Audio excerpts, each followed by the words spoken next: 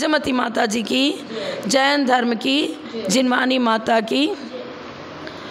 गुणानां विस्तरं वक्षे स्वभावानां तथैव च पर्यायाणां विशेषेण नत्वा वीरं जिनेश्वरम्।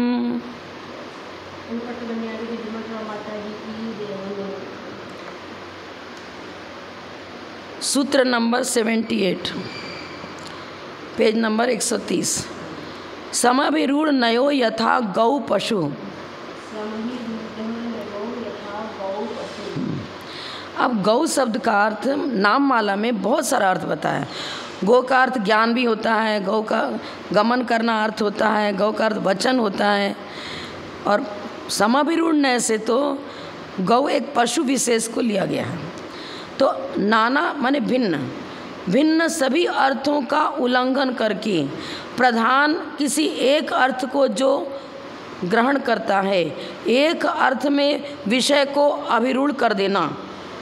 शब्द के अनेक अर्थ हैं, पर हमने अन्य अर्थों को अविवक्षित कर दिया और किसी एक अर्थ को प्रमुख करते हुए उसी अर्थ में शब्द को अभिरूढ़ कर देना, इसको कहते हैं समभिरूढ़।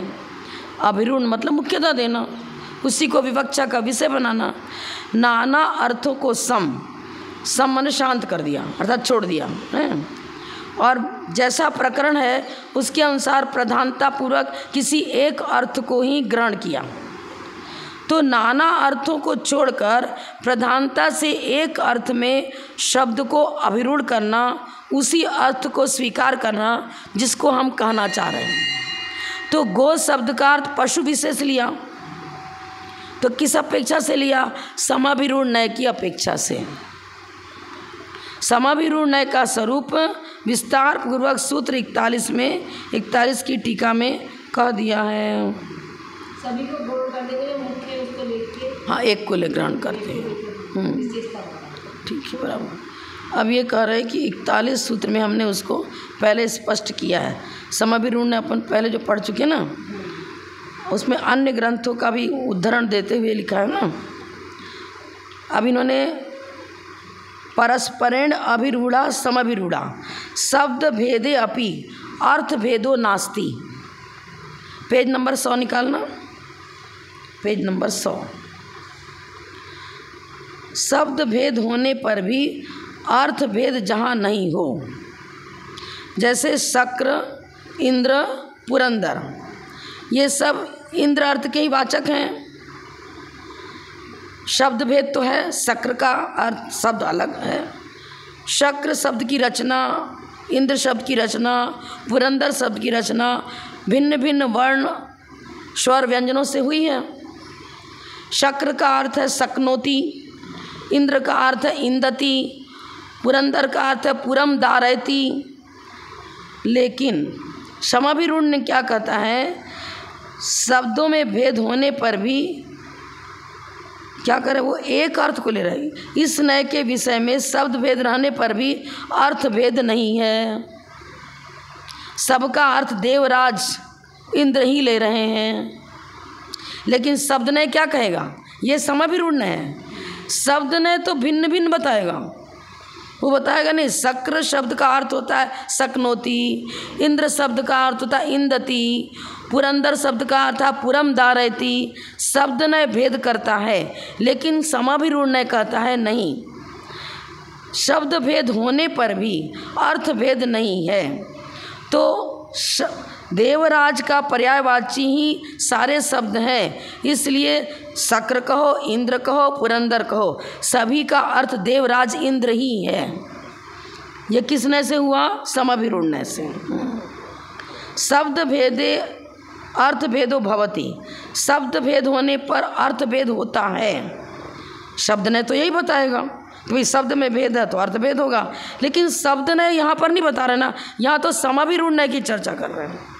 तो बताएगा कि शक्र, इंद्र, पुरंदर तीनों ही एक ही अर्थ देवराज इंद्र के वाचक हैं। ये चीज़ होगा। एक व्याकरण को ग्रहण करता है, हाँ और नहीं है समभिरूढ़ व्याकरण को हाँ, ग्रहण नहीं करता। ये पर्यायवाची शब्द में अर्थ भेद नहीं मानता। कौन? समभिरूढ़ नय। इस नय की दृष्टि में दो शब्द एक अर्थ में रहते हैं, इस तरह से माना गया है। अब एक अर्थ मतलब समाभिरूढ़ नय की अपेक्षा से एक अर्थ होगा, सर्वथा एक अर्थ थोड़ी बता रहे हैं। नाना अर्थों का समाभिरोहण करने वाला समाभिरूढ़ नय है। नाना अर्थों को सम अर्थात छोड़कर प्रधानता से एक अर्थ में रूढ़ होता है, वह समाभिरूढ़ नय है। गो इस शब्द के वचन आदि अनेक अर्थ होते हैं, परंतु समाभिरूढ़ नय पशु एक विशेष पशु विशेष को ही ग्रहण कर रहा है। ज्ञान में गाय को कर रहे हैं, गो का अर्थ गाय पशु विशेष। इसी तरह इंद्र शक पुरंदर आदि 3 शब्द हैं, पर सभी का अर्थ ऐश्वर्यमान। एक जगह है इंद्र का अर्थ इंदति शक्नोति सामर्थ्य बता रहे हैं, पुरंदर का अर्थ नगर का विभाग करने वाला, लेकिन समाभिरूढ़ ने इन अर्थों को गौण कर देता है और एक इंद्र अर्थ का वाचक देवराज इंद्र को ही ग्रहण करता है। समझ में आ गया? एक व्याकरण से संबंधित है, एक व्याकरण को नहीं जोड़ेंगे। हाँ, अब व्याकरण को सर्वथा तो नहीं छोड़ेंगे, हाँ, लेकिन पर्यायवाची शब्द होगा वो एक ही शब्द को बुलाया जाएगा। हाँ, अर्थ एक ही ले रहे हैं उसका। अब एवं भूत नय, एवं भूत नयो यथा इंदतीति इंद्रः। एवं भूत नयो यथा इंदतीति इंद्रः। हाँ, इंदति का अर्थ क्या होता है? क्रीड़ा करना। अब इंद्र जब किसी वन प्रांत में पहुंच गया, कहीं विशेष जगह गया, वहाँ क्रीड़ा कर रहा है, आपस में नृत्य आदि कर रहे हैं, अनेक प्रकार के हाव भाव के द्वारा मनोरंजन कर रहे हैं, क्रीड़ा कर रहे हैं। तो देवराज जिस समय क्रीड़ा करता हो, इंधन क्रिया को करता हो, उसी समय उसको इंद्र कहना ये एवं भूत नय है। क्योंकि एवं भूत नय किसे कहते हैं? वो क्रिया की प्रधानता पूर्वक कथन करता है।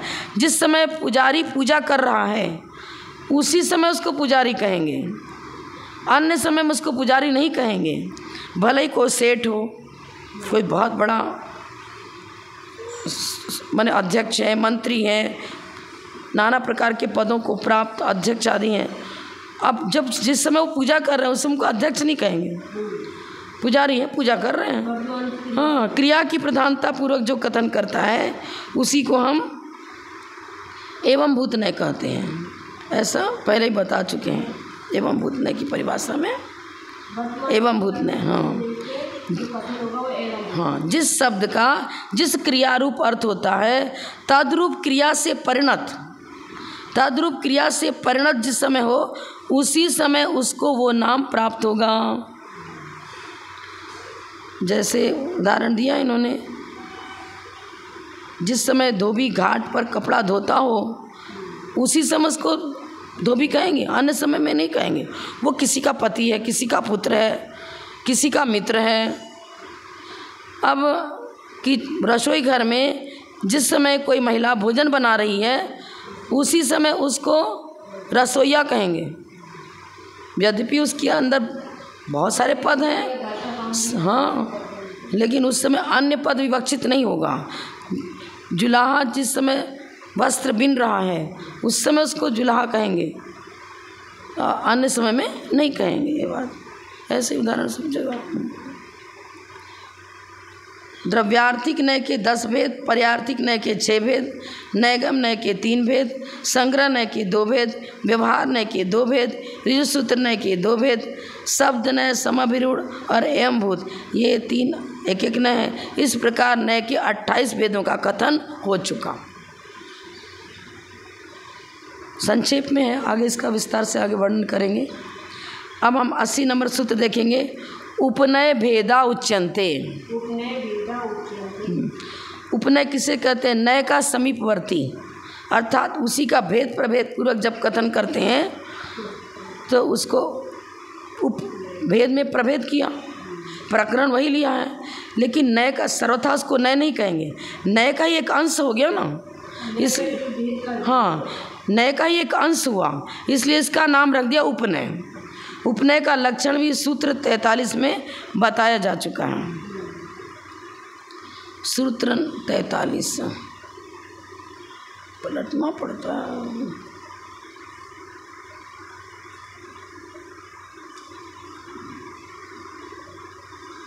क्या हो रहा है? दादा भी बन गया, निकल ही नहीं रहा है, बहुत लंबा है। उपनय कथ्यन्ते, नयानाम समीपा उपनया आत्मना उपसमीपे प्रमाणादीनाम वा तेषाम उपसमीपे नयति इति उपनया। सबसे पहले क्या बताया, प्रमाण का विषयभूत पदार्थ उसको नय ग्रहण करता है और नय के द्वारा प्रतिपादित विषय को और अधिक विशेषता पूर्वक कथन करना। जैसे आपने आचार्य महाविकृति महाराज का जीवन परिचय लेना है, मान लो अब उनके तप के विषय में चर्चा की गई। अनेक गुणों के पुंज स्वरूप आचार्य श्री हैं, लेकिन उनके एक तप के विषय को लिया हमने, तो नए की अपेक्षा से कहेंगे बाह्य अभ्यंतर तप के धारी आचार्य महाविकृति जी महाराज थे। पर किस समय उन्होंने कौन तप किया, उन्होंने सीन निष्कृत व्रत किया, उन्होंने 1234 वाला व्रत किया, अष्टानिका महाव्रत किया, एक एक की चर्चा किस गांव में कहाँ पर किस रूप में किया, वो सारी जो विधिवत चर्चा की जाएगी ना, उपनय हो गया। नए के द्वारा प्रतिपादित विषय को ही और विशिष्टता पूर्वक कथन करना, द्रव्य क्षेत्र काल भाव की विविधता पूर्वक और विशेष कथन कर रहे हैं ना, तो वो नए का समीपवर्ती उपनय हो गया। उपनय भी वस्तु के यथार्थ धर्म का ही कथन करता है, अयथार्थ का कथन नहीं करता, क्योंकि प्रमाण का विषयभूत पदार्थ नय और नय का विषयभूत पदार्थ उपनय। जो नय ने कहा उसी को तो क्लियर करेंगे, किस अपेक्षा से उसको हम सद्भूत व्यवहार नहीं कह देंगे, किस अपेक्षा से उसको असद्भूत व्यवहार नहीं कहेंगे, किस अपेक्षा से उसको उपचरित असद्भूत व्यवहार नहीं कहेंगे। और सापेक्ष कथन करना ही तो नय है ना। अब गुण और गुणी में भेद करेंगे तो सद्भूत व्यवहार नहीं हो गया, क्योंकि गुण और गुणी में प्रदेश भेद होता नहीं है।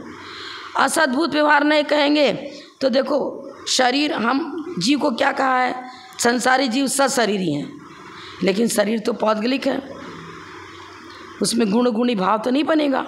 शरीर तो वर्ण गंध रस स्पर्श गुण को धारण करने वाले एक पुद्गल द्रव्य है, पुद्गल द्रव्य का स्कंद है, लेकिन फिर भी जीव के साथ उसका संश्लेष संबंध है और कर्मजन्य पर्यायों को जीव ही प्राप्त कर रहा है, तो असद्भूत व्यवहार नहीं लग जाएगा।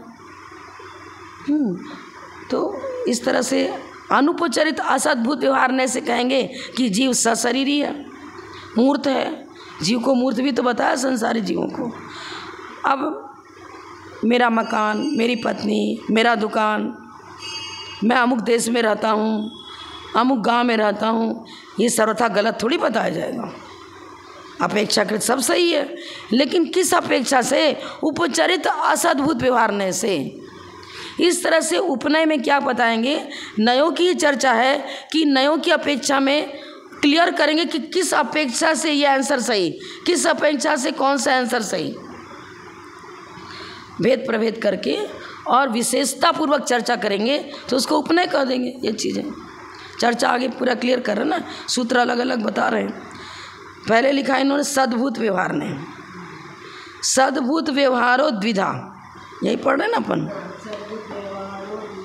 सद्भूत व्यवहार नय के दो भेद हैं, शुद्ध सद्भूत व्यवहार नय और अशुद्ध सद्भूत व्यवहार नय। अब शुद्ध सद्भूत व्यवहार नय किसे कहते हैं, अपन 82 नंबर सूत्र देखेंगे, यहीं से क्लियर हो जाएगा। शुद्ध सद्भूत व्यवहारो यथा शुद्ध गुण शुद्ध गुणिनो शुद्ध पर्याय शुद्ध पर्यायिणोर भेद कथनम। 82 नंबर सूत्र देखो, पेज नंबर 131, पेज नंबर 131।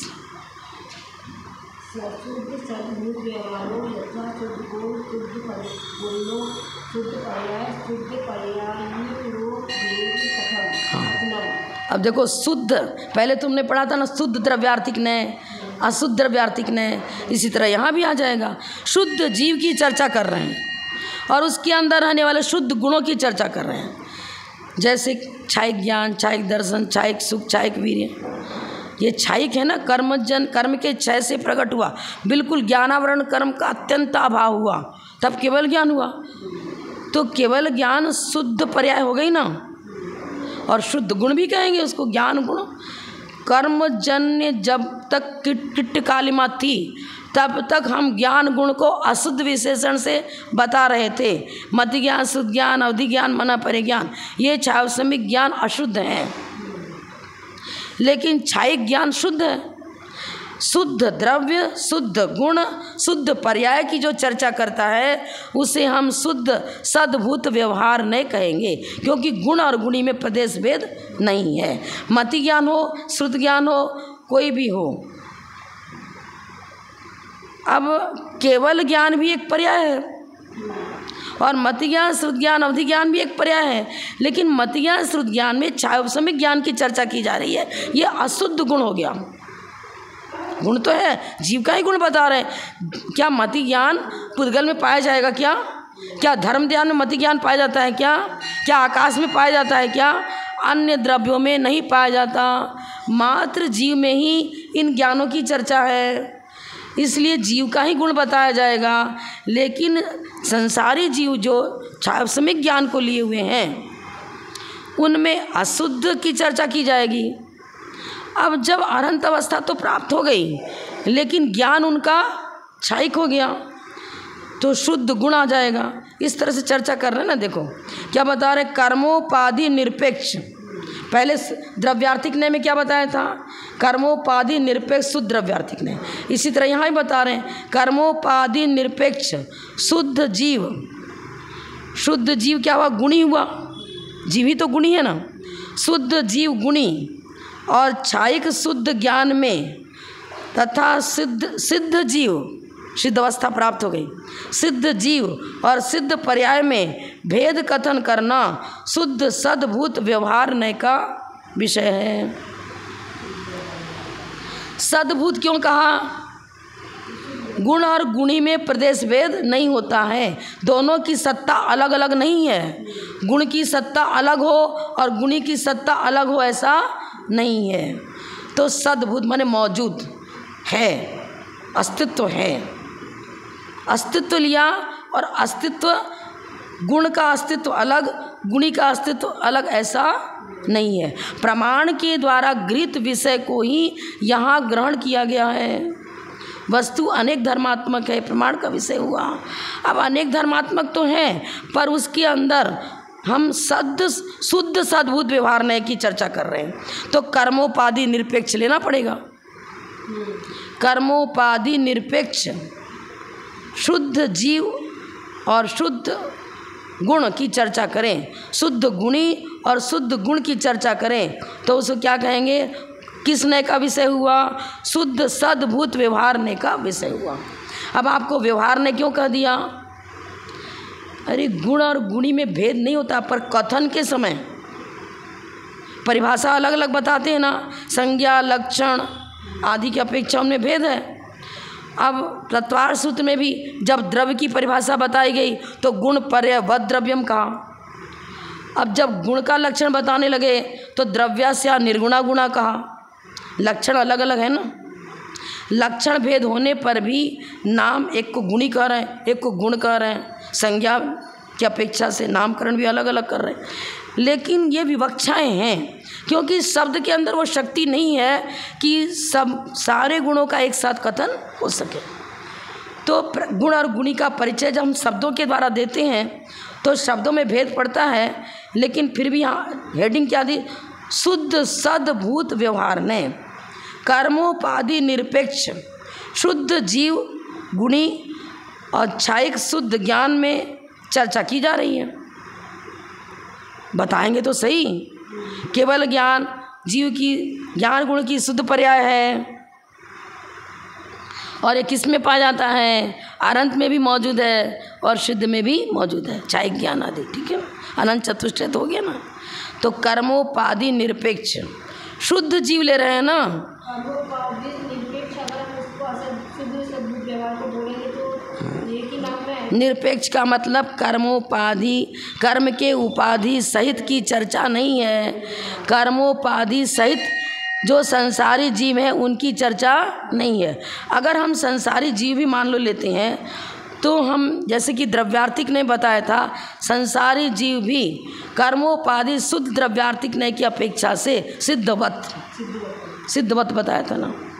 इसी तरह से अब यहाँ व्यवहार ने बता रहे हैं, व्यवहार ने द्रव्यार्थिक नय में गर्भित है, क्योंकि नैगम, संग्रह और व्यवहार तीनों को द्रव्यार्थिक नय में लिया था।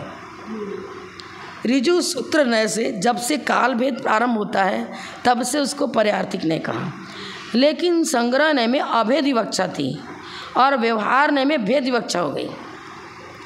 तो यदि हम ये कहेंगे कि क्या संसारी जीव सर्वथा अशुद्ध है, क्या स्वरूपता अशुद्ध नहीं है। संसारी जीव भी स्वरूपता अशुद्ध नहीं है, कर्मजन्य पर्यायों के कारण से उसे हम अशुद्ध बताते हैं। सोना तो जब खान से निकला तो उस समय उसकी पर्याय तो किट्ट कालमा सहित थी, लेकिन फिर भी जौहरी बताता है मात्र कचरा नहीं है, ये तो सोने की सुवर्णमय द्रव्य है, लेकिन किट्ट कालिमा सहित है। जब किट्ट कालिमा अलग कर दी जाएगी तो दमकता हुआ स्वर्ण उसमें प्रकट हो जाएगा। माने अशुद्ध स्वर्ण का जो स्कंद है, डली है, अशुद्ध स्वर्ण की डली में भी जो जौहरी है उसको उसमें स्वर्णपना नज़र आ रहा है ना नज़र। इसी तरह से कर्मोपाधि निरपेक्ष शुद्ध गुण और गुणी की जब हम चर्चा करते हैं तो संसारी जीवों के अंदर भी ये नय क्या बताएगा, इसमें शुद्धपना मौजूद है, इसमें केवल ज्ञान प्रकट करने की योग्यता है, वो क्षायिक ज्ञान रूपी शक्ति इसमें मौजूद है, बताएगा ना। लेकिन नय तुम ऐसा मत कर देना कि संसारी जीवों को हम अनंत मान बैठें और पूजने लग जाएं। स्वरूपतः द्रव्यार्थिक ने स्वरूप की चर्चा करेगा ना। संग्रहने में अभेद विवक्षा थी, व्यवहारने में भेद विवक्षा हो गई। अब भेद विवक्षा की अपेक्षा योग्यता बता रहे हैं, स्वरूप की चर्चा करता है द्रव्यार्थिक ने। संसारी जीव हो या मुक्त जीव हो, स्वरूपतः कोई भेद नहीं है। संसारी जीव में केवल ज्ञान प्रकट करने की योग्यता है, पर अभी केवली नहीं है। पर सिद्ध पर्याय जब उनको प्राप्त हो गई, किसी जीव को जो सिद्ध पर्याय में मौजूद हैं, उनके अंदर अब योग्यता की चर्चा नहीं कर रहे हैं, उनकी योग्यता पूर्णता को प्राप्त हो गई। अब तो वो केवली बन गए। अब अष्टगुणों के पुंज स्वरूप, चाहे ज्ञान, चाहे दर्शन, चाहे चुप, चाहे वीर आदि जो 8 गुण बताए, सूक्ष्मत्व, अवगाहनत्व, लघुत्व आदि गुण, वो सब उनके प्रकट हो गए। एक में प्रकट, एक में अप्रकट। लेकिन सद्भूत में तो दोनों गर्भित हैं। जो अप्रकट पर्याय वो भी गर्भित है और जो प्रकट पर्याय वो भी गर्भित है। सद्भूत माने मौजूद, गुण का गुणी से कभी अभाव नहीं होता, ये सद्भूत नय बताता है। लेकिन शुद्ध सद्भूत व्यवहार ने क्या बताएगा, कर्मोपाधि निरपेक्ष नय को लेकर चर्चा करेगा। कर्मोपाधि निरपेक्ष नय को चर्चा करेगा। हमें अभी आप विमल प्रभा, गणनी विमल प्रभा आरिका बोलते हो। जब जन्म लिया था तो मैं क्या आरिका थी क्या? क्यों? जीव तो वही का वही है, फिर कहने में क्या दोष है? हम भूतपूर्व प्रज्ञापन नय की अपेक्षा से ये कह सकते हैं कि पहले जब इनका जन्म हुआ था, अमुक गांव में हुआ, अमुक इनके माता पिता थे, इनका नामकरण ये किया गया, इसीलिए तो नयों की चर्चा की जाती है। लेकिन इस समय मेरे को कोई पूर्ववर्ती नाम से नहीं पुकारेगा। क्यों? पर्याय हमारी इस समय एक आरिका के रूप में प्रकट हो चुकी है। भूतपूर्व नय की चर्चा यहाँ नहीं की जाएगी। इस समय तो कोई बुलाएगा तो आले कहेगा अरे विमल पर माता जी को बुला, प्रवचन करना है, यही तो बोलेंगे ना। पहले वाली पर्याय को लेकर चर्चा थोड़ी करेंगे। तो नयों की अपेक्षा से यही तो बताया जाता है कि किस समय किन शब्दों का प्रयोग हमारे लिए विवक्षित होगा और कौन सा अविवक्षित होगा। शुद्ध सद्भूत व्यवहार नय की अपेक्षा से क्या विवक्षा दी जाएगी? कर्मोपाधि निरपेक्ष जो द्रव्य है, शुद्ध द्रव्य का जो स्वरूप आगम में बताया गया है, उस शुद्ध गुण और गुणी की चर्चा जिस समय होती है उस समय उसको शुद्ध सद्भूत व्यवहार नय का विषय बताया जाएगा। कहें और शुद्ध सद्बुद्ध व्यवहार न कहें तो एक पर्याप्त भाई विषय है किस नय का क्या विषय है बता रहे हो। देखो आगे बता रहे हैं संज्ञा लक्षण प्रयोजन के द्वारा, क्या बता रहे हैं, नाम संज्ञा लक्षण प्रयोजन के द्वारा भेद करके शुद्ध द्रव्य में व्यवहार नय है ना, व्यवहार नय संग्रह नय के द्वारा गृहीत विषय में ही भेद विवक्षा पूर्वक कथन करेगा। शुद्ध द्रव्य में गुण और गुणी के विभाग के एक मुख्य लक्षण को कहने वाला शुद्ध सद्भूत व्यवहार नय है। भेद कर रहा है गुण और गुणी में। गुणी कौन है, भगवान महावीर को गुणी बताया जा रहा है और भगवान महावीर के अंदर रहने वाले अनंत चतुष्टय को गुण बताया जा रहा है। बस यही चर्चा है। अब आगे अशुद्ध सद्भूत व्यवहार नहीं, सारा पढ़ोगे ना फिर एक साथ फिर अपने आप सब क्लियर हो जाएगा, क्योंकि अपेक्षा के सापेक्ष चर्चा करेंगे तो एक दूसरे में अंतर समझ में आ जाएगा। अशुद्ध सद्भूत व्यवहार नहीं, अशुद्ध सद्भूत व्यवहारो यथा अशुद्ध गुण अशुद्ध गुणिनो रशुद्ध पर्याय अशुद्ध पर्यायणोर भेद कथनम।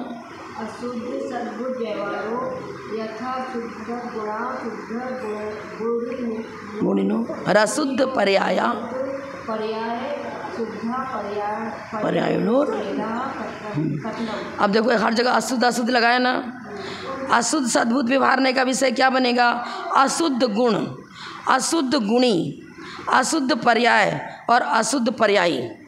भेद कर रहे हैं ना। गुण और गुणी में पर्याय पर्याय में भेद नहीं होता है, लेकिन कथन करते समय तो एक को गुण कहेंगे एक को गुणी कहेंगे। भगवान महावीर को गुणी बता रहे हैं और उनके अंदर रहने वाले अनंत चतुष्टय को गुण बताते हैं। हम अभी बैठे हैं, अब मान लो आचार्य सन्मत साहब महाराज जी हैं, तो आज उनके आचार्य करके उनका कथन कर रहे हैं, उनकी जयकार कर रहे हैं। जब उनके गुणों की चर्चा होगी तो हम बताएंगे कि इन्होंने इतना तप किया, ऐसा ऐसा इन्होंने अध्ययन किया, ये गुण इनके अंदर मौजूद है, उसकी चर्चा करेंगे ना। तो ये गुण और गुणी की चर्चा हो गई।